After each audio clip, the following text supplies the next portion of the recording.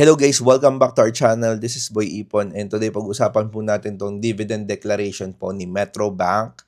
Kamailan lang no nung isang araw. So ngayon po magbibigay si Metro Bank ng around 3.5 pesos per share no na hawak nyo no kung meron kayong Metro Bank.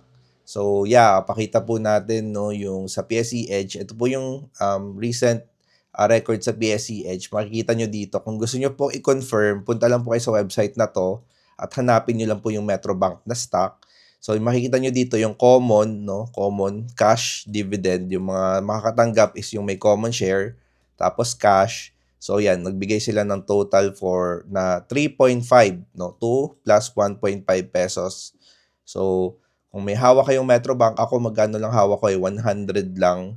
100 shares ng Metrobank, i-multiply nyo lang po yun doon sa per share na magkano ibibigay. So sa akin, makakatanggap ako ng 350 pesos po galing po kay Metrobank.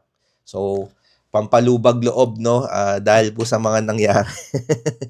Alam naman natin, medyo naapektuhan yung port natin sa pagbagsak ni SEC. Pero, recently, rumecover po si SEC, ano? Bumalik po yung presyo niya sa around 25.5.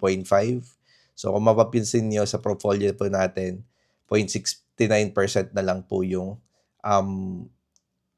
ang ating nilalabanan na negativity. Pero yun nga, topic po natin ngayon is Metrobank, no? So bigyan ko lang po kayo ng konting balita dito kay Metrobank. Metrobank's 2025 net income hits record high. So pinakamataas po sa kinita ni Metrobank. No, kumita po sila, bank book around 49.7 billion net profit in 2025. So neto na po 'yan, daming pera, no? 50 billion na net, no? Yung kinita nila after na mabawas lahat. So yun na yung neto.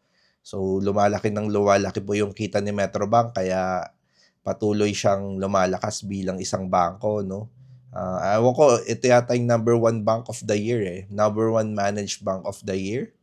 So, yun lang, no? So, kung meron kayong Metrobank, ayan, kailangan nyo pong hawakan yan, no? Sa mga may hawak ng Metrobank, ang ex-dividend po ay March 6.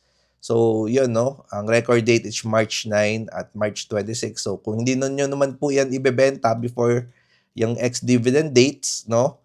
Ay makakatanggap po kayo, no? So, wag nyo na pong ibenta, no? Wag na po kayo mag-eksperimento kung tataas pa o hawakan nyo na lang po yung muna yung Metrobank nyo, no? Para hanggang sa mabigay yung dividend nyo. So kung may bala kayo magbenta, sayang naman po yung dividends. No? Kung matagal nyo na pong hawak yan, huwag nyo na pong ibenta.